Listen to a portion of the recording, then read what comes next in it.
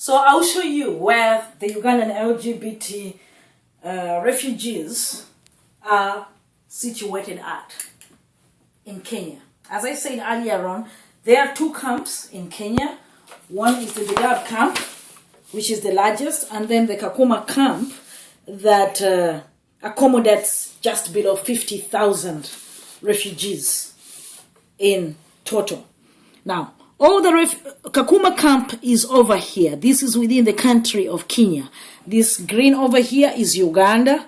Up here we have Sudan, and then we also have Ethiopia here and Somalia on that side. So it is just situated there, very close to the border of Uganda, around the Karamoja area, in an area which is generally called the Turkana region.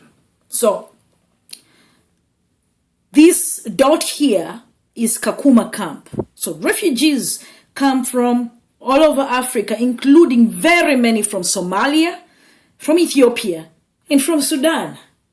Countries where homophobia is still a huge problem.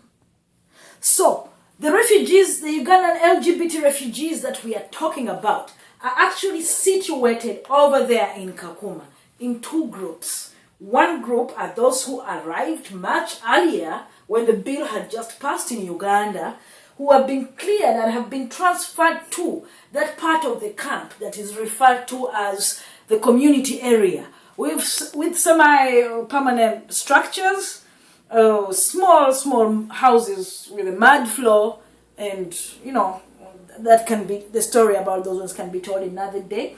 So those are about 23 in the community area, and then they are 35 of them who came much later, who are still at the reception area, and those are the ones who were attacked on Friday afternoon into the evening.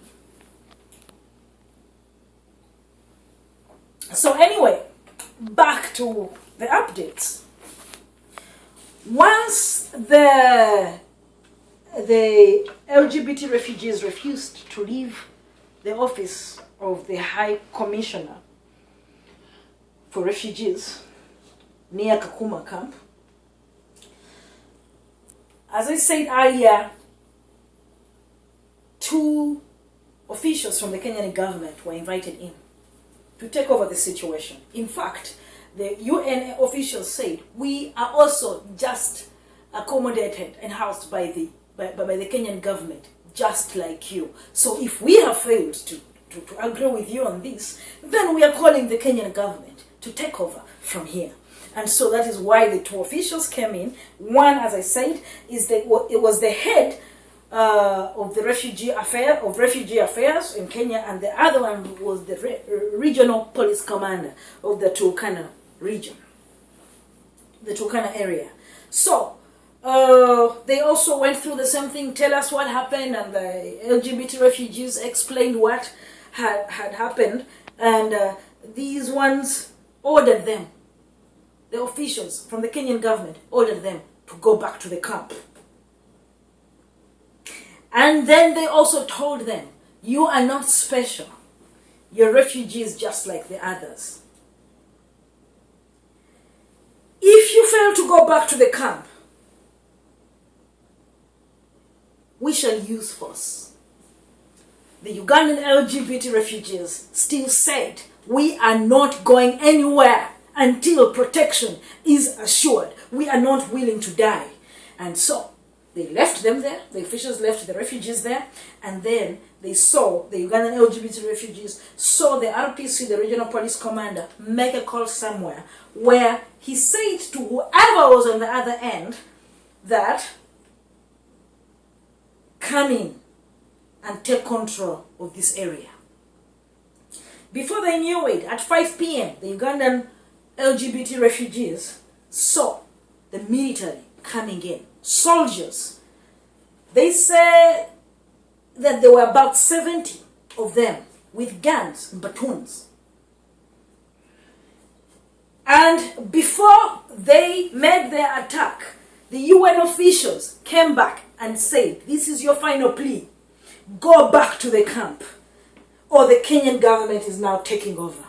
The refugees again said no. But later talked among themselves and said, okay, let us go. Because the United Nations officials actually told them that they have prepared a safe place for them. So they accepted, got onto the truck. They got on slowly, so after 6 of them had gotten onto the truck, the military guys, the soldiers, started beating the rest up and throwing them on the truck. These are human beings being treated like beasts by the police that is supposed to protect them. And then the Kenyan police, the Kenyan security, the military guys, are still there saying, this is Kenya. You shouldn't have come here. We shall apply Kenyan law on you. We do not accept the Mashoga, meaning the homosexuals. You are in the wrong country. We shall deal with you. These are the security. The security that is supposed to provide protection to these guys is the one now saying that they're illegal and that the Kenyan law will apply. But anyway, they were driven back to the camp in that truck. So once they got to the camp, where the Kakuma Camp, the reception area, they got to where their tents were, and they found that they had no space anymore. The tents were allocated to some other refugees. So they stood out there and asked the refugees to get out, because those were their tents, the tents for the LGBT refugees. They said, no, we will not come out of these tents. Go find where else to go, because this camp is for refugees and not for animals. So the LGBT refugees went back to the security organ within the camp and asked them to take care of the situation. By this time, other refugees had surrounded the LGBT refugees. Many of them. And they were saying, we are ready to ban you. You should not be living amongst us. And then the police, the security at the refugee camp, instead of helping, was shouting at them and asking them why they have to be gay. Why do you have to be gay? And if you're gay, then you're not supposed to be here. These are the security that are supposed to provide the protection. Why, if you're the same thing that the other police officers and other security agents were saying. And they were saying all these in front of the attackers. What kind of human being, responsible human being are you? When a vulnerable group, numerically very few, the minority, come to you to save their lives, and then you turn and talk back at them, condemning them for being who they are in front of their attackers, who are the majority. It was very horrible. So their leader, who I will call Zali for now, for security purposes, spoke out and said, this was now about 7:30 p.m. yesterday on Saturday, spoke out and said, we just want 2 things from you. 1, disperse the crowd for our safety. Number 2, find us a place where we can camp for tonight.